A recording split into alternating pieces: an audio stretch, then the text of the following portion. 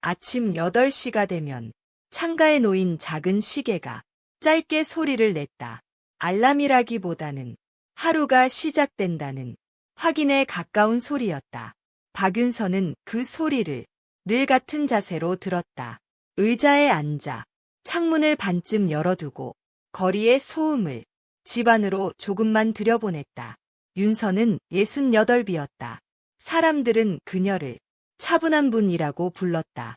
그 말에는 더 이상 설명을 요구하지 않겠다는 배려가 담겨 있었다. 남편이 세상을 떠난 지는 12해가 지났다. 그 후로 집안의 물건들은 자리를 거의 바꾸지 않았다. 식탁의 위치, 소파의 방향, 창가의 시계까지 윤서는 변하지 않는 것들 속에서 하루를 살았다. 변화를 만들지 않으면 감정도 흔들리지 않을 거라 믿었기 때문이다. 딸은 결혼했고 그리고 몇 해 전 이혼했다. 그 사실을 들었을 때 윤서는 아무 말도 하지 않았다. 전화기 너머에서 딸의 숨소리만 조용히 들었다. 엄마, 나 좀 쉬고 싶어.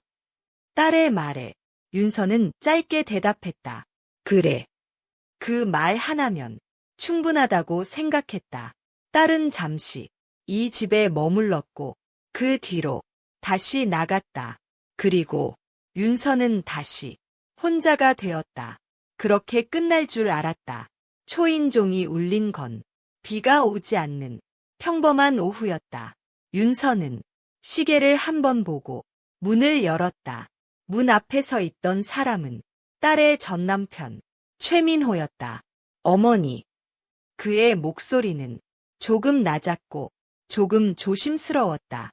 윤서는 그를 한참 바라보다가 물었다. 무슨 일이니? 민호는 잠시 고개를 숙였다가 말했다. 죄송한데 잠깐만 머물 수 있을까요? 그 말은 부탁이었고 이미 많은 것을 포함하고 있었다. 회사 일이 정리되지 않았고 집을 구하는데 시간이 필요하다고 했다. 윤서는 민호의 얼굴을 다시 한번 보았다. 결혼식 날에 단정한 모습이 아니라 어딘가 지쳐 보이는 얼굴이었다. 윤서는 문을 완전히 열었다. 방은 비어 있어. 그 말은 계획이 아니라 반응에 가까웠다. 민호는 집 안으로 들어오며 여러 번 고개를 숙였다. 정말 감사합니다. 짐은 많지 않네. 윤서는 그의 가방을 보며 말했다. 잠깐이면 됩니다. 그 말이 얼마나 애매한 말인지 두 사람 모두 알고 있었다. 처음 며칠은 아무 일도 없었다. 윤서는 아침에 밥을 했고 민호는 조용히 먹고 조용히 나갔다가 늦게 돌아왔다. 서로의 하루를 묻지 않았고 그 침묵은 불편하지 않았다. 그러나 윤서는 어느 순간부터 현관문 소리에 귀를 기울이고 있다는 걸 깨달았다. 그가 돌아오는 시간, 신발을 벗는 소리, 물 한 컵을 따르는 소리, 그 모든 것이 이 집에 다시 다른 리듬이 생겼다는 증거처럼 느껴졌다. 어느 날 아침, 윤서는 부엌에서 차를 데우고 있었다. 민호가 문가에 서서 조심스럽게 말했다. 도와드릴까요? 괜찮아. 윤서는 반사적으로 대답했다. 그러나 그는 말없이 컵을 꺼내 놓았다. 두 사람의 움직임은 겹치지 않았지만 부엌은 이상하게 좁아 보였다. 식탁에 마주 앉았을 때 윤서는 자신이 민호의 손을 괜히 보고 있다는 걸 깨달았다. 컵을 잡는 방식, 젓가락을 놓는 습관, 사소한 것들이 눈에 들어왔다. 그 사실이 윤서를 조금 불안하게 했다. 그날 밤 윤서는 쉽게 잠들지 못했다. 민호가 방으로 들어가는 소리, 문이 닫히는 소리, 그 소리는 이 집이 다시 누군가의 시간을 받아들이고 있다는 신호처럼 들렸다. 윤서는 천장을 보며 생각했다. 이 사람은 얼마나 머물다 갈까? 그리고 자신은 이 변화를 어디까지 허락하게 될까? 아침 8시 창가의 시계가 다시 소리를 냈다. 윤서는 그 소리를 들으며 창문을 조금 더 열었다. 공기가 천천히 들어왔다. 차갑지도 따뜻하지도 않은 공기였다. 그녀는 조용히 생각했다. 이 집에 다시 시간이 겹쳐지고 있다는 사실을 여러분이라면 이렇게 시작된 동거를 어디까지 아무 일 없는 것처럼 받아들이실 수 있을까요? 아침 8시의 시계 소리는 전날과 똑같이 울렸다. 그러나 윤서는 그 소리를 듣는 순간 아주 미세한 차이를 느꼈다. 집 안에 자신의 리듬 말고 다른 호흡이 있다는 사실이 이제는 분명해졌기 때문이다. 부엌으로 가는 발걸음이 조금 느려졌다. 의식하지 않으려 할수록 몸이 먼저 반응했다. 민호는 이미 식탁에 앉아 있었다. 일찍 일어나셨네요. 응. 짧은 대답이었다. 그러나 그 짧음 속에는 서로를 방해하지 않으려는 조심이 담겨 있었다. 숟가락이 그릇에 닿는 소리, 김이 오르는 국. 윤서는 자신이 민호의 식사 속도를 자연스럽게 살피고 있다는 걸 깨달았다. 그가 천천히 먹으면 자신도 천천히 먹었다. 그 사소한 동조가 마음을 불편하게 했다. 민호는 그날 외출하지 않는다고 했다. 오늘은 집에서 정리 좀 하려고요. 그 말은 설명 같았지만 윤서에게는 허락을 구하는 말처럼 들렸다. 그래. 윤서는 고개만 끄덕였다. 하루 종일 같은 공간에 있다는 사실이 생각보다 크게 느껴졌다. 오전 내내 각자의 시간을 보냈다. 윤서는 거실에서 신문을 읽었고 민호는 방에서 서류를 정리했다. 문 하나를 사이에 두고 종이 넘기는 소리, 의자가 움직이는 소리가 오갔다. 그 소리들은 집 안을 낯설지 않게 만들었다. 윤서는 그 낯설지 않음이 조금 무서웠다. 점심 무렵 윤서는 잠시 어지럼을 느껴 소파에 앉았다. 괜찮으세요? 민호의 목소리가 가까이서 들렸다. 응, 잠깐이면 돼. 그는 망설이다가 물 한 컵을 가져왔다. 컵을 건네는 순간 두 사람의 손이 아주 잠깐 닿았다. 이번에는 둘 다 피하지 않았다. 말을 하지 않았기 때문이다. 말을 하면 이 접촉이 의미를 가질 것 같았다. 내레이션이 낮게 흐른다. 박윤서는 이 순간을 지나치고 싶었다.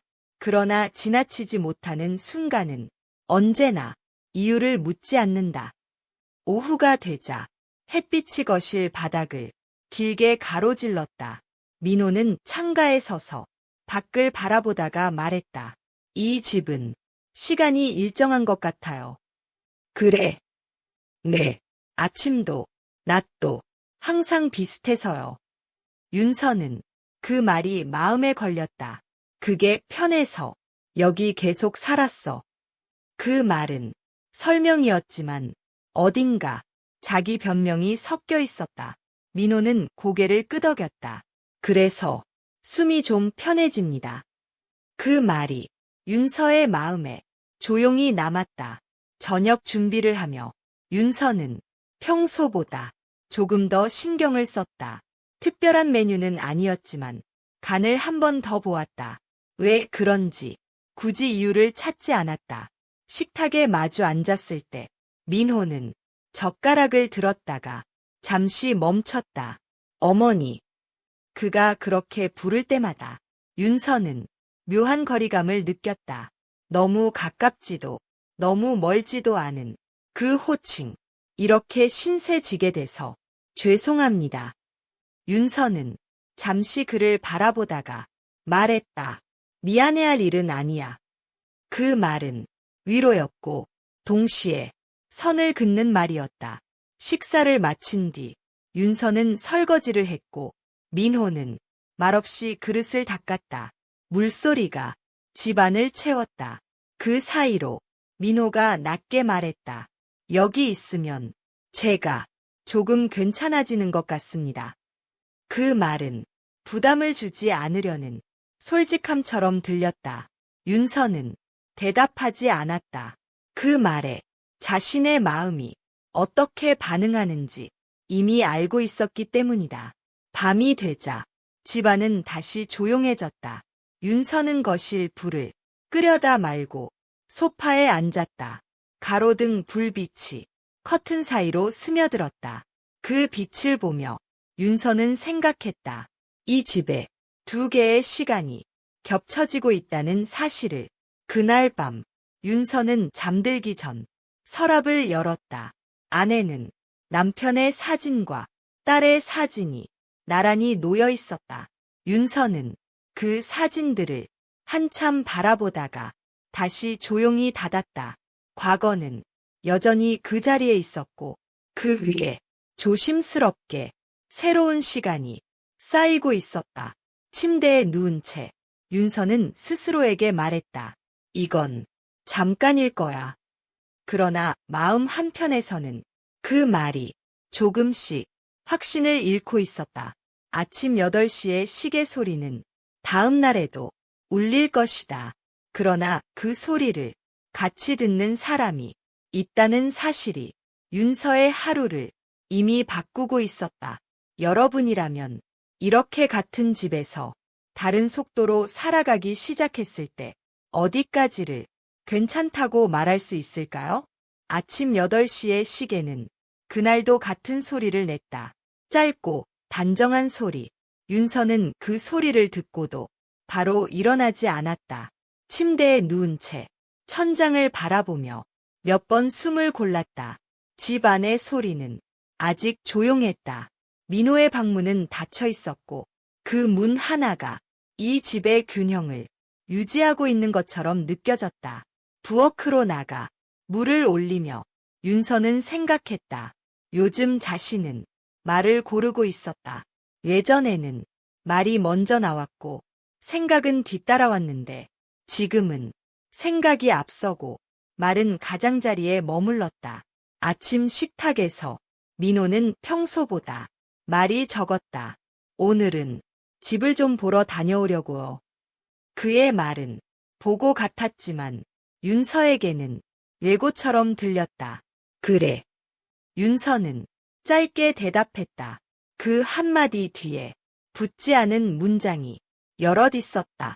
민호가 나간 뒤 집은 다시 윤서 혼자만의 공간이 되었다. 그러나 그 고요함은 이전과 달랐다.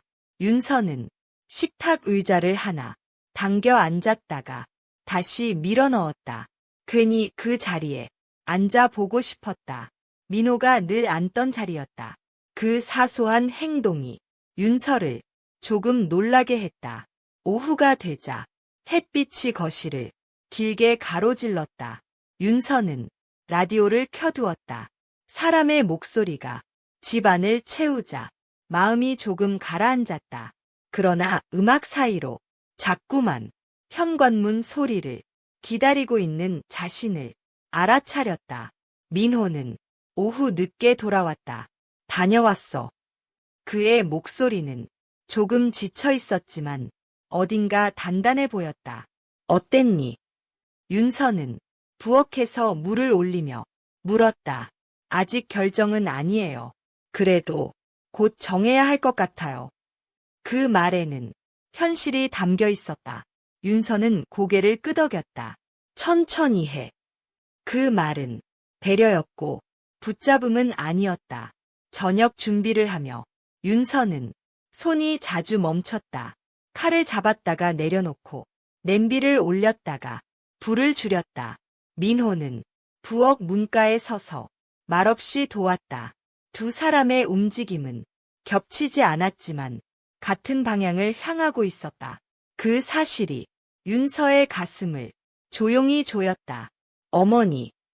민호가 낮게 불렀다. 윤서는 뒤돌아보지 않았다. 요즘 제가 여기 있는 게 불편하시진 않죠? 그 질문은 배려였지만 동시에 떠남을 전제로 한 말처럼 들렸다. 윤서는 잠시 생각하다가 말했다. 불편하진 않아. 그 말은 진심이었다. 그러나 전부는 아니었다. 식탁에 마주 앉았을 때 두 사람은 평소보다 천천히 먹었다. 말을 줄이는 대신 시간을 늘리는 방식이었다. 민호가 숟가락을 내려놓고 말했다. 여기서 지내면서 많이 달라졌습니다. 그는 윤서를 보지 않고 말을 이었다. 급해지지 않아도 괜찮다는 걸 처음 알았어요. 그 말은 감사였고 고백은 아니었다. 그러나 윤서는 그 말이 자신에게서 비롯되었다는 걸 알고 있었다. 그럼 됐다.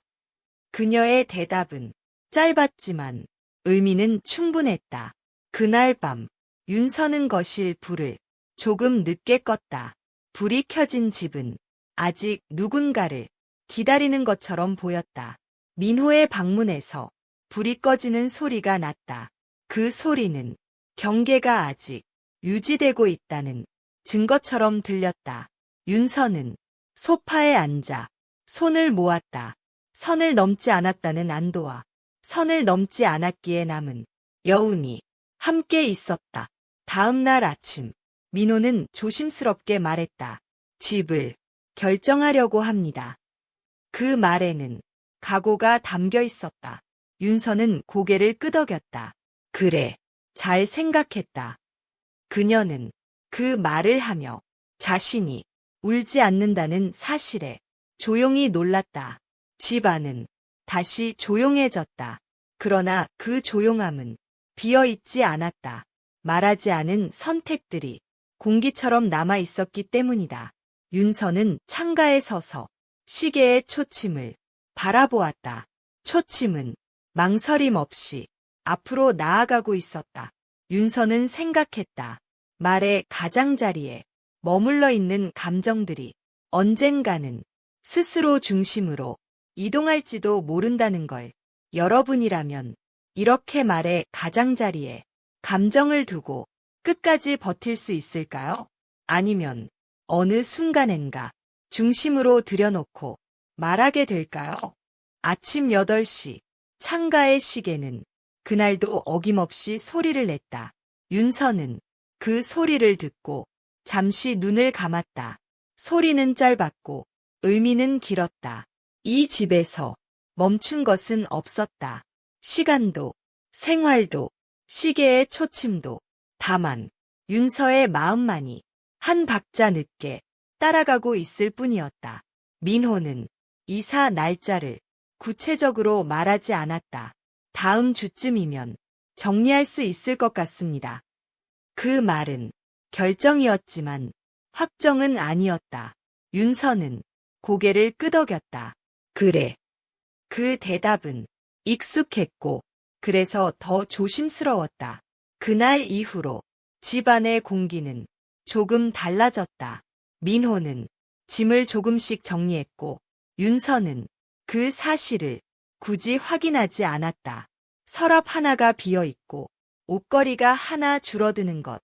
그 변화는 소리 없이 진행되었지만 윤서의 눈에는 모두 보였다. 이사 전날 밤 윤서는 평소보다 일찍 부엌에 섰다. 특별한 요리를 만들지는 않았다. 늘 먹던 국, 익숙한 반찬 몇 가지. 그러나 식탁에 그릇을 놓는 손길은 유난히 조심스러웠다. 이 저녁이 마지막이라는 사실을 말하지 않아도 알고 있었기 때문이다.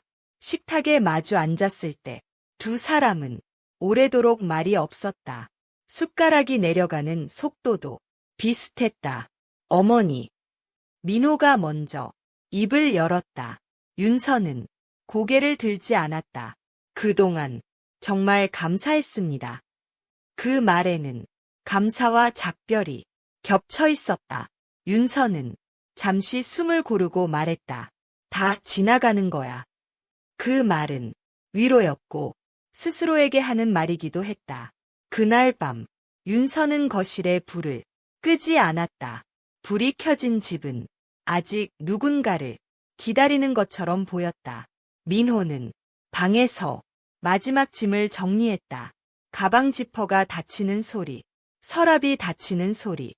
그 소리들은 서두르지 않았고 그래서 더 분명했다. 윤서는 소파에 앉아 손을 무릎 위에 올렸다. 붙잡지 않기로 한 선택이 이렇게 고요할 줄은 미처 몰랐다. 아침이 밝았다. 민호는 평소보다 단정한 모습이었다. 윤서는 차를 끓였다. 두 사람은 마주 앉아 차를 마셨다. 말은 많지 않았고 굳이 필요하지도 않았다. 이사하는 날엔 혼자 가겠습니다. 민호가 말했다. 윤서는 잠시 그를 바라보다가 고개를 저었다. 배웅은 해야지. 그 말에는 붙잡음도 기대도 없었다. 현관 앞에서 민호는 잠시 멈췄다. 어머니. 그가 그렇게 부르는 소리는 이번이 마지막일지도 모른다는 생각이 들었다. 여기서 지낸 시간 잊지 않겠습니다. 그 말은 약속이 아니라 확인이었다. 윤서는 그를 바라보다가 짧게 말했다. 몸 조심해. 그 말에는 보내는 마음만 남아 있었다. 문이 닫혔다. 찰칵. 윤서는 그 소리를 한동안 들었다. 집은 다시 혼자 쓰기에 충분히 조용해졌다. 그러나 그 조용함은 예전과 같지 않았다. 윤서는 거실로 돌아와 창가의 시계를 보았다. 아침 8시를 조금 지나 있었다. 시계는 아무 일도 없다는 듯 계속 움직이고 있었다. 그녀는 의자에 앉아 차를 다시 데웠다. 혼자 마시는 차였지만 예전과는 조금 달랐다. 윤서는 생각했다. 이 감정은 지켜야 할 비밀이었을까? 아니면 자신이 아직 살아있다는 조용한 증거였을까? 답은 없었다. 그러나 윤서는 그 질문을 억지로 밀어내지 않았다. 말하지 않은 선택도 선택이라는 걸 이제는 알고 있었기 때문이다. 창밖에서는 사람들이 각자의 하루를 살아가고 있었다. 윤서는 시계를 한 번 더 보고 자리에서 일어났다. 하루는 계속될 것이고 이 집도 여전히 같은 자리에 있을 것이다. 다만 그 시간을 어떤 마음으로 살아갈지는 이제 윤서의 몫이었다. 여러분이라면 이렇게 아무 일도 일어나지 않은 듯 끝난 이야기를 어떤 마음으로 기억하시겠습니까? 지나간 시간으로 보내시겠습니까? 아니면 조용히 마음속에 남겨두시겠습니까?